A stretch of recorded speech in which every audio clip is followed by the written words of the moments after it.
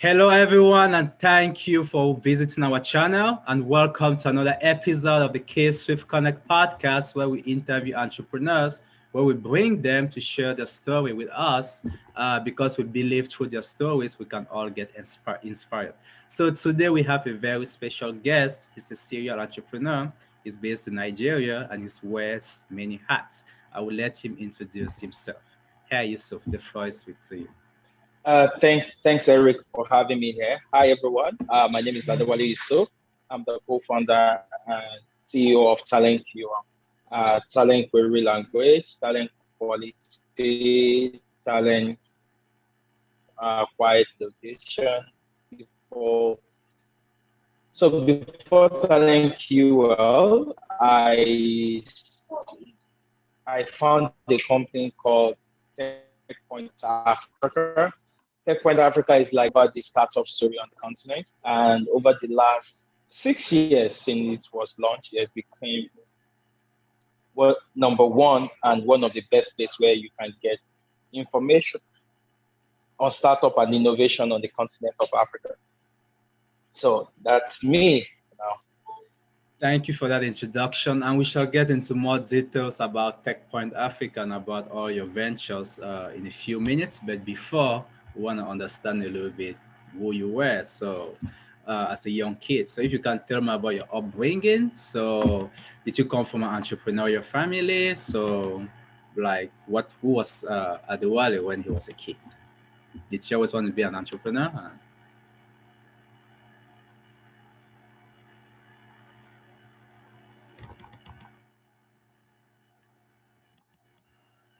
On the mute. So, for me, I think I came from a family of entrepreneur. I think my father is an entrepreneur. He owns a small business, which is a brick business, a brick to board house.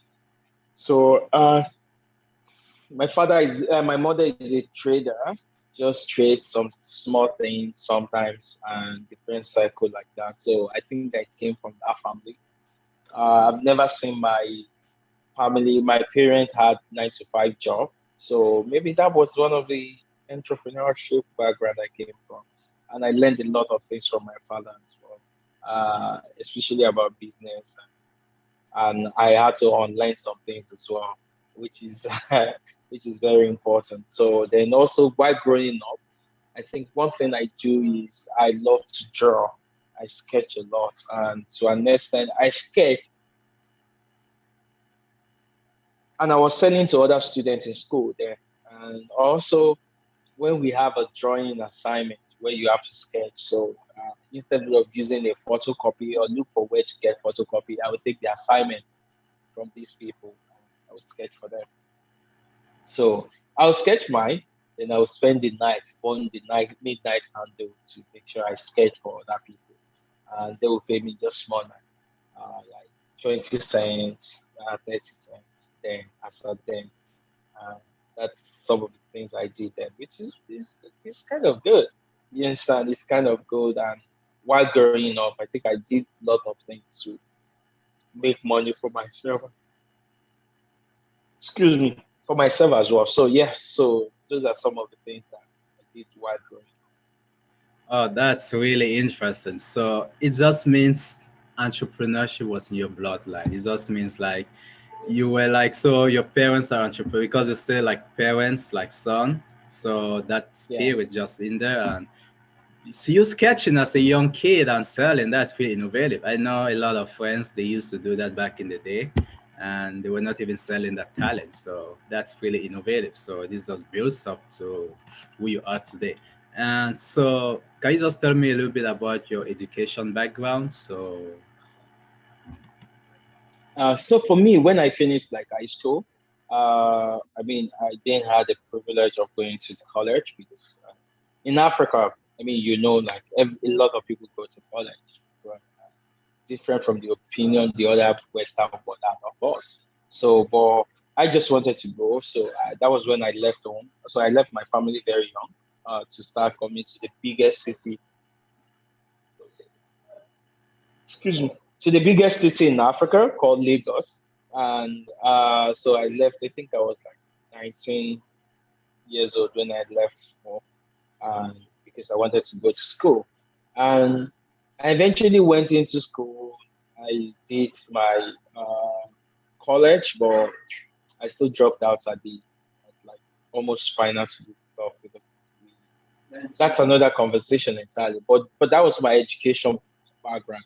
But I think the major university that I went to, the major college I went to is to YouTube. YouTube, I learned a lot of things on YouTube. I learned my first skills, which is photography.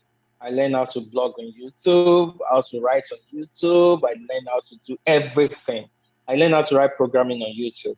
So when I was starting my career, I was a programmer, developer. I did a small bit of development and stuff. So I eventually went to college, YouTube college, so which is really great. So that's just some of my education background. And one thing that taught me is to be a continuous educator, to continuous learning, to continue to learn. So I learn every day, and I just did one course in Harvard. I'm still going to do some as well. But the most important thing is you have to learn because we live in a world that is evolving every day. One programming language can come tomorrow and put you out of business as a company, and a lot of things can happen. So you just keep learning. You keep learning. What is your competition doing? Even in the fundraising business, a lot of terms are coming out right now. A lot of investors. So we create. We live in a world where you can create everything. So to be a smart learner, I think is the best thing we have to do. So yeah, that's a bit about my education. Man, that is really good. Like, cause I would think that maybe oh, you went, you had a degree, you had all that, but you said YouTube learning. Literally, that's like self learning, and that was all free, right? Like that was us watching YouTube videos. Is that correct? Oh wow, that's really big. I Yes, mean, that was it. That was it. Yeah. right, because I mean, and so there are a lot of people who believe like in order to make it or in order to be an entrepreneur, you have to go to school. But I do believe like entrepreneurship, you don't learn it in school. It's a mindset, and you are just proof of that. So that's pretty big. So just to ask, do you still write programming? Are you still like a programmer right now, or you just manage your businesses right now? No, I don't. I don't. Wow. I really don't. Yeah, So indeed, I have developers. I have the engineers. that's pretty big. Like, I mean, congratulations again to you. And I mean, this is just inspiring, like to all those listening, you can't say you did not go, you can't let something stop you. Like YouTube is a valuable resource and Udemy as well. That's what a lot of people use right now. So that brings us to our next question. So about your first entrepreneurial business, one.photo.com. Please tell us how you began with that, and is it still functional as of right now?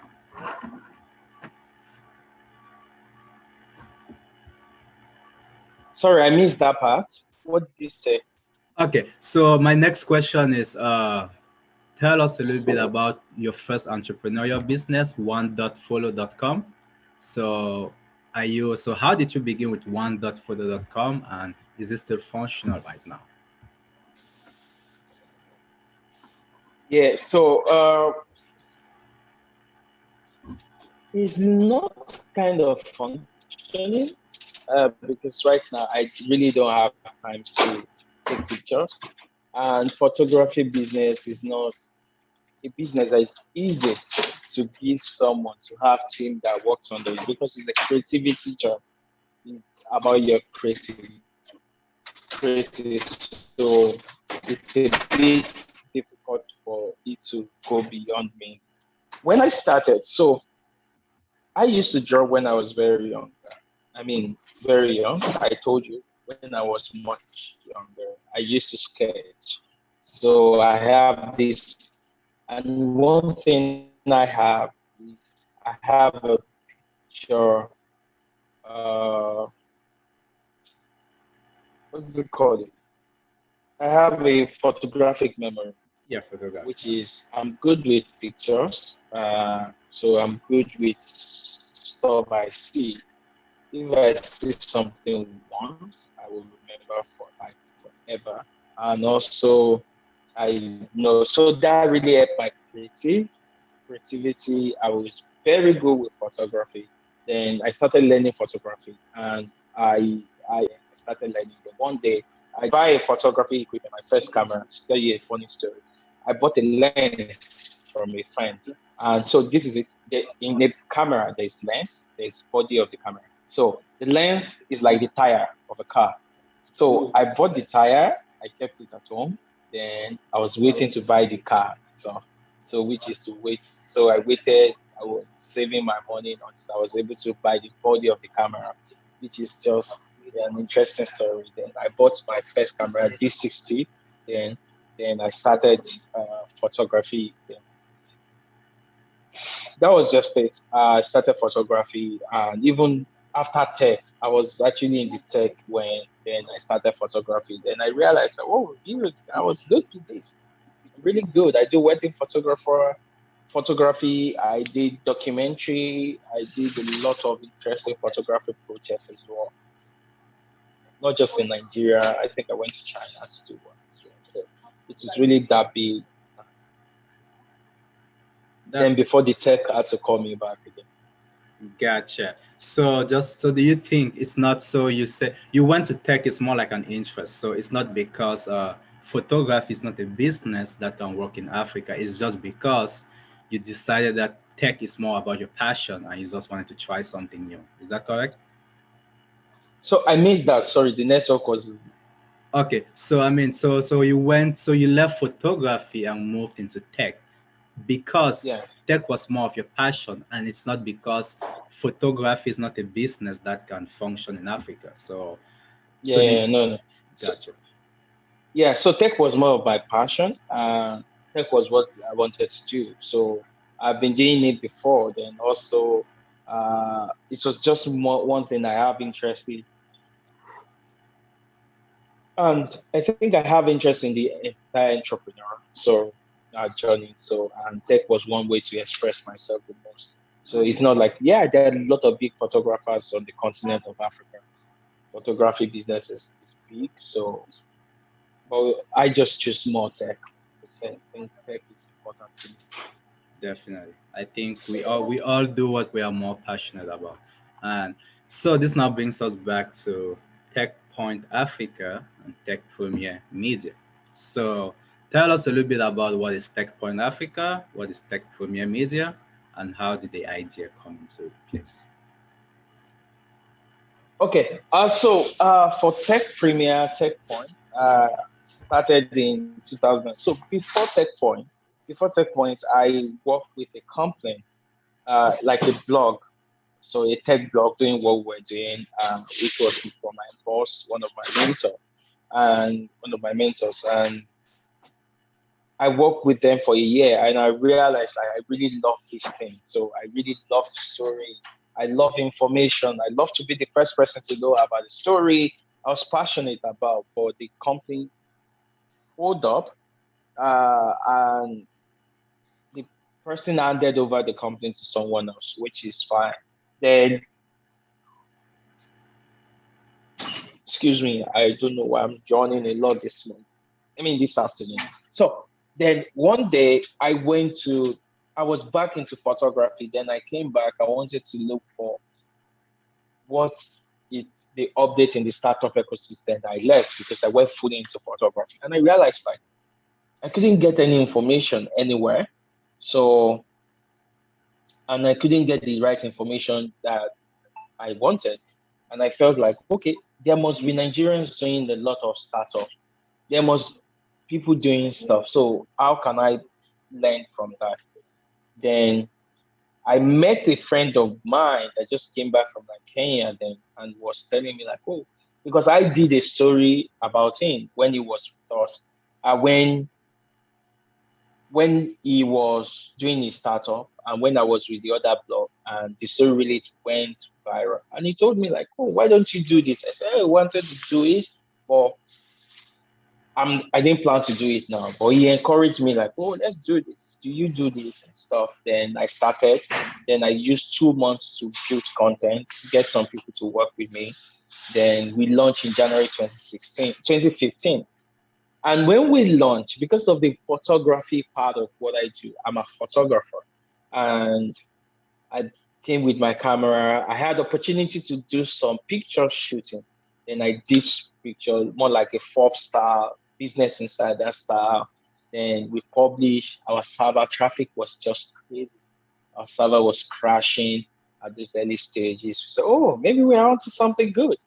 Then I then that was how it started. Then we started looking at, okay, how can we buy more server? I remember we being a public force trying to troubleshoot the server because I was a developer, so I handle all the early stage development, most of the development myself. Then I think that was just how it started. Then later I realized that for the first time, people didn't see. For the first time, people could see in Nigeria and an African entrepreneur. They could see their picture. That was what we changed. That was the game we changed entirely. This was really great. Like before Tech Point, whenever you go on the internet, the only office you could see in Nigeria or in Africa would be Google, Microsoft, or some of these big companies. We've never seen a startup company before. Then we changed the game. There was now picture of startup company. A lot of people getting, this 6 years ago was early days for startup in Nigeria. It was so early days. So, and that was how we just changed the story. And I was so happy about what we did. And I'm so happy. By the time I stepped out from the company has up to 20 people working there.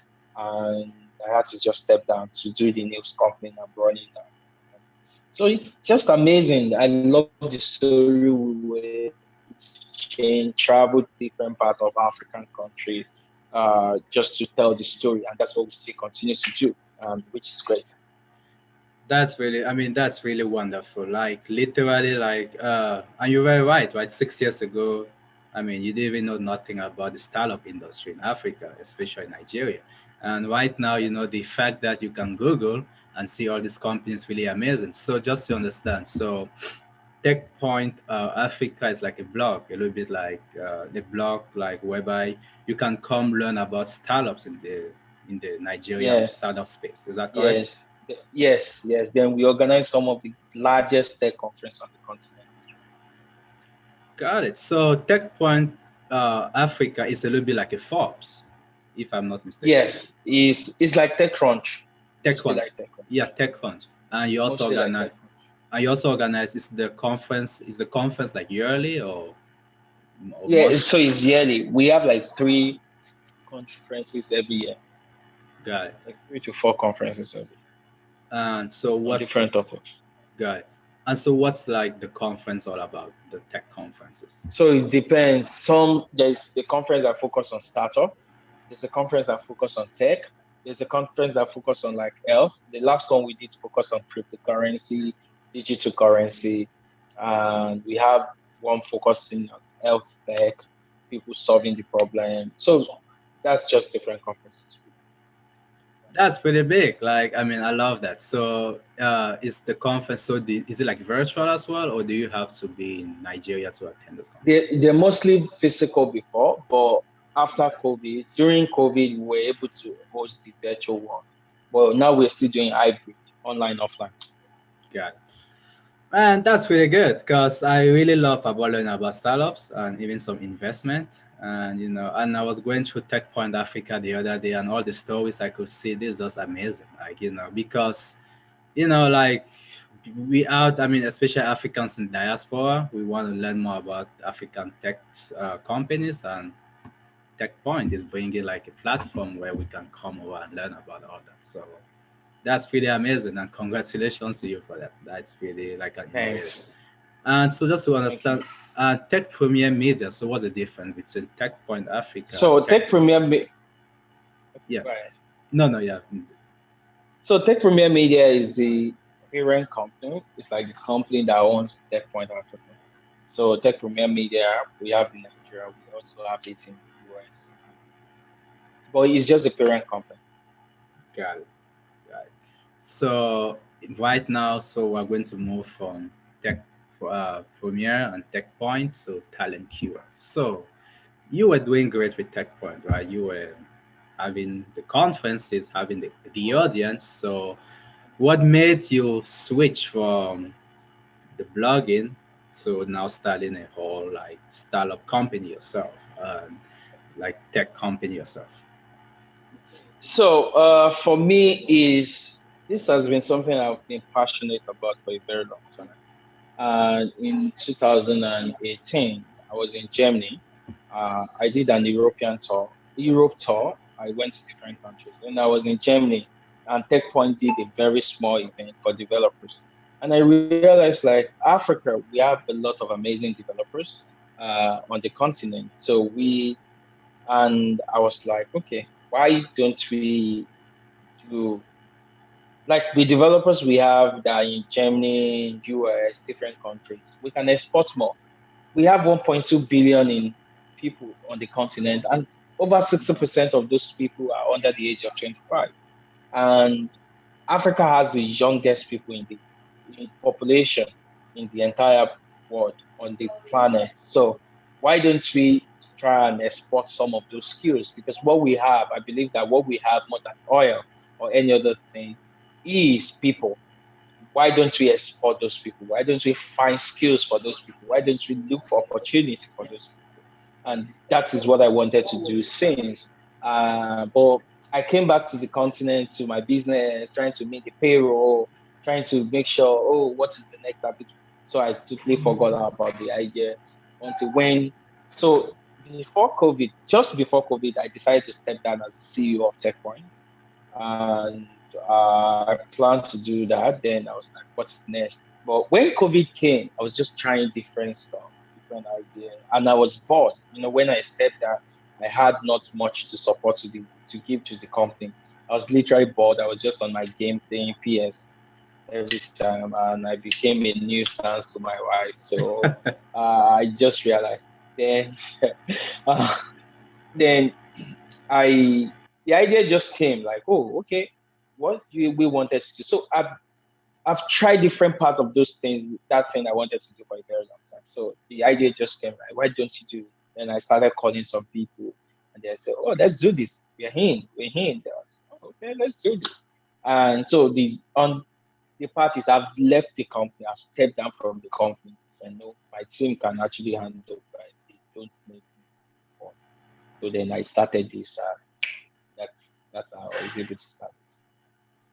Amazing. Like that's the entrepreneur stuff, right? Like your mind needs Yeah, to do something. You can't stop from doing something. Like you always yeah, busy. Like they ask, why are you always busy? Like that's just who I am, right? I have no time to relax. I mean, this yes, this is like yes, a passion, right? Like I need to do something. So, and yes, that's really amazing about that. And I mean, you said something very big. That's something I myself always tell people about.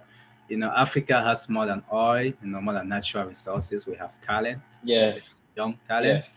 and so just tell me what is talent cure. So, what is your business model? What is it all about? So what we do at TalentQL is our job is to democratize opportunity. Our job is to, and what do we mean by democratize opportunity? The entire world, there's opportunity everywhere. But African talents are not getting more of this opportunity. So our job is, how can we get the best of the African talent? How can we connect them with the best of the talents out there? Best of opportunity out there. So that's what we do. And we're starting with developers. So we get the best developers and we connect them to companies in US, we vet them, then we connect them to companies in US, companies in Canada, and we bring them together for the opportunity. And some of them be remote, and if the company wants to relocate them, that's fine as well. In- So we focus on North America and the Western Europe as well. So that's what we just focus on. Yeah, so that's what we do at TalentQL, and we do the outsourcing market business, which is so we are like a marketplace for these developers and these companies to come together and to have the best talent. So that's what we do. Then also for the local companies on the continent, we try to get get them the vetted talent because we know hiring a vetted talent is very difficult. So we get you the vetted talent on the continent. Yeah, That's that's really what we big. do. That's really big. So Yeah. literally, like you kind of like a Fiverr, but like something like Fiverr, Yeah, but for better talent, yes, better talent. better talent, yes. Then also we're looking at I think one of our projects that we're trying to do is we want to raise more senior engineers on the continent. So we want to see how we can move more mid-level developers to senior engineers. So that's some of the things. Oh, so one of your projects you are looking to train more of these junior developers to Yes. have the No, skills. mid-level. We are training more mid-level to senior engineer. So in Nigeria, throughout the world, this Lambda General Assembly everyone trained mid-level junior developers Mm-hmm. because when you're learning how to code, the first thing you do is junior develop. Because no one caters from mid-level to senior. Right. So because it's very difficult. So Mm-hmm. that's the problem we want to solve. We have a P2P model to solve that. Got it. Got it. So you have like your own training system in place whereby, let's say, a company in the US is looking for a senior developer, they can be able to hire it directly from tech, Yeah. from TalentQL. Yeah, there's senior developers on the market already, but we don't have enough. So our job is just to get more senior. I love that because literally you're solving two problems here. You're trying to democratize opportunities, and you're also trying Yeah. to. A lot of people are looking to hire African developers, and this brings me to my next question, right? So, a lot of people, right, and it's a perception. I had this experience myself, and a lot of people had this experience, right? It's the fact of lack of professionalism with some African talent. Maybe some people will say they are good at something, but you give them the job, they are not good at it.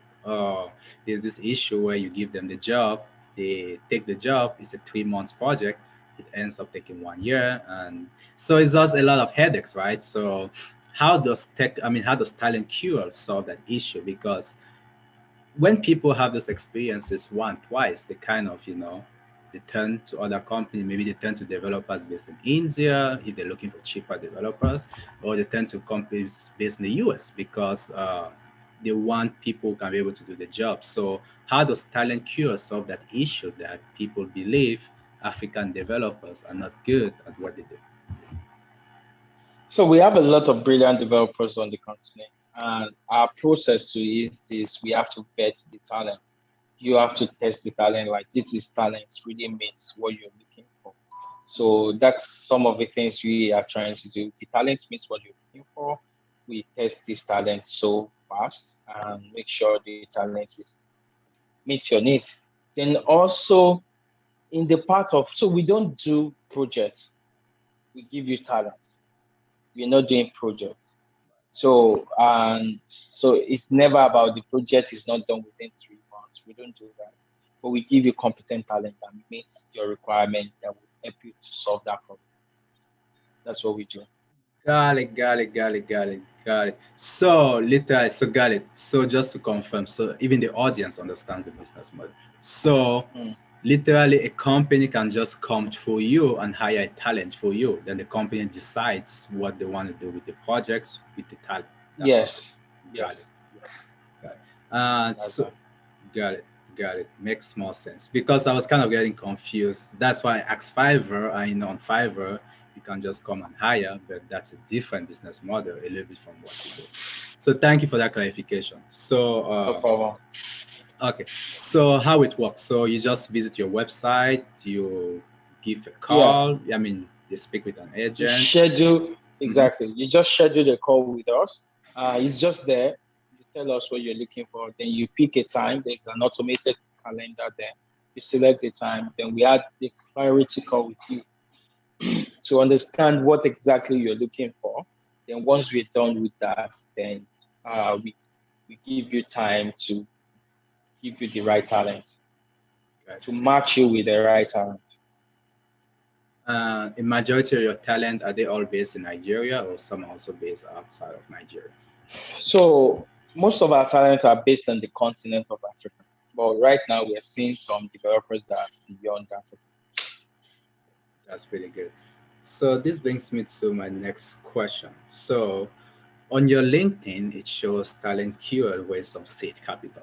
So just so a lot of people are not really familiar with seed capital and how the whole raising money works, right? It's very, I think Yeah. it's very new on the African continent as well. I mean, the US people are even still confused about it, but to see that on the African continent, because a lot of people want to start businesses, the way to do that is to go to the bank, and sometimes it doesn't work. So, can you just explain a little bit the process of before we even go? Can you explain what is seed capital for those who don't know, and the whole process of raising money?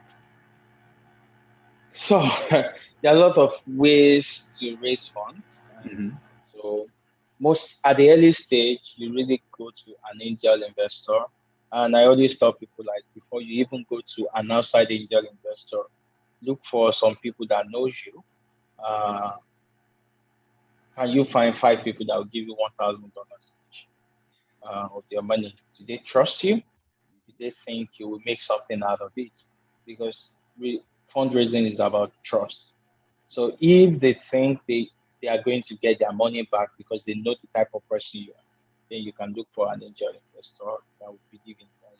But if they think you're just not someone they can trust with $1,000, then you might have to carefully look inwards as well. Some of those challenges. Then also early stage proceed, you do angel investor. From C stage, there are some early stage investors that are doing some VC. Then from Series A, it's mostly VC. And proceed, it's always around 50,000, 100,000, 200,000, 300,000. But it's less than a million. It depends. Now we see of 3 million, 10 million. But from C stage is 1 million upward, mostly 1 million upward. Then from a million is between like 3 to 5 million, then to 10 million.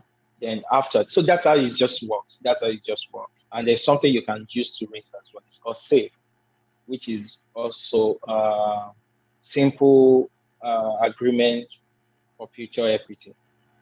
Simple agreement for future equity. So it's just a save. You can Google it. It's just open. It's one of the Y Combinator introduced this, which is you're not going to give the shares to an investor immediately, but like you can do it as a cap, or you can do it with a cap with a discount. So those are just how it works. Got it. And for those and maybe someone don't know someone in their immediate circle who can invest in the company. So what are some resources that you may know of that people can use outside of their immediate contacts to find those angel investors? So is there like an angel investor list in Yeah, like yeah. There's actually a list called Angel List mhm. and LinkedIn. So the best way for investor, to be honest, to get a investor to listen to you is find someone to introduce you. Maybe someone the investor invested in. Do your due diligence. Look for investors, and also make sure you look for investor that invests in the industry you are in. If the investor hasn't invested in the industry, it will be very difficult. It will be very difficult. Got it. Makes sense because this is really something new, and I know a lot of our audience they really want to know a little bit more about investing. Maybe those are conversations they can hit you up with. And TechPoint Africa, you also have those resources as well, right? If I'm not mistaken. Yes, we do. Got it. So yeah, when you go to TechPoint Africa, there are a lot of investors there. So guys, make sure you visit TechPoint Africa. That's like a start. That's a place you want to start if you want to know everything about tech in Africa. I just really love that idea. And so that brings us to our next question. So you run three different companies. Actually, you mostly run TalentQL right now. So I guess you're a busy man. So how do you manage your time? Because a lot of So people. right now, Mhm. yeah. So what I was saying is that a lot of So right people, now, I run just one company. right? Talent No, cure, go ahead, please. Go ahead. I pause. yeah, talent cure, right? Just go ahead. Got it. So yeah, Yes, TalentQL is the only company. yeah. So but how do you manage your time? Because a lot of people who get into entrepreneurship, they think it's going to be easy, and that's my next question before you even move to time. So was it easy for you at the beginning? Was it always like things just began working well, the money came? So what were some of the struggles you had to go through as an entrepreneur? There are a lot. There are a lot of struggle you have to go through, and yeah, and as time goes on, because your demands get bigger and everything, so there's still a lot of challenges you have to do. You have to doubt yourself a lot. Sometimes you question why you don't look for a job to take on while you're doing it. Or when you remember what you're doing and you have some little wins, just keep encouraging you that you can only get better. Okay. So it's not always easy, but so what like keeps you going? Because it's tough, right? But Yeah. a lot of people are going to give up. But what keeps you going whereby you know that I'm not doing well right now, but I'll just keep going. So what is that stuff in you that keeps you going? Commitment to the journey we're trying to do is important. So commitment to that is just important. That, okay, this is what we want to do. This is why we are doing what we are doing. So that's some of the things that keep me going. Definitely. And I think you mentioned democratize the African market to the world. So I think that's Yeah. another So great that mission. Yeah, exactly. So those are some of the things that just keep me going. Yeah, we have to do this. It's important for us to do this. We're not just doing it for ourselves. We are doing it for the other people coming. So that's it. definitely. And so that brings me to our next question. So how do you manage your time? What are some of the tools you use to manage your time, given that I bet you have a busy schedule? So I use Calendly. So I have to be fast because my time. I need to jump into another call. I use Sure. Calendly. Mm-hmm. Calendly very important. Just make sure people set Calendly. I use for collaborative too. I use a lot of Google spreadsheets, Google Docs, a lot of stuff with my team. Then my calendar is the most important tool I think I have because if I can't get on the calendar, it's a lot of trouble. Then some of my email is very active, and yeah, just sit. I think I have a calendar. So they are they just help me to manage my time. I That's tried great. to get a PA like an executive assistant, but it didn't work. So now I know that calendar just help me. And that, I mean, currently is really good because it was easy for me to schedule this interview with you. So that's us. Exactly. And I know I'm available no matter what. Once Exactly. you're my calendar. Exactly. So that's really good. And so, what advice would you give to anyone who wants to start a business in Africa or wants to invest in tech in Africa? Just do What it. advice? Just do it. I So, mean, what I tell all the investors is when you want to invest, just don't use your major active money. Uh, so don't use your house rent, don't use your children's school fees. So it's very important. But when you want to start a business, just do it. Everything that will go wrong can go. You understand? But just do it because it definitely. gets better every day. Gotcha. And so, All right. for those who want to get in Yeah, contact yeah. with you, so for those who want to get in contact with you, how can they get in contact? So Twitter is the best place. Adewale Yusuf underscore. Mm-hmm. Adewale Yusuf underscore. Or my email, adewale@talentql.com. Got it. Adewale at talentql.com. Thank you, guys. And this was really a great interview. Thank you very much, Adewale. Thank you. And guys, thank you Thank for you so watching. much, too. And I hope you guys enjoyed this interview. Remember to subscribe to this channel if you like it, and we'll talk to you.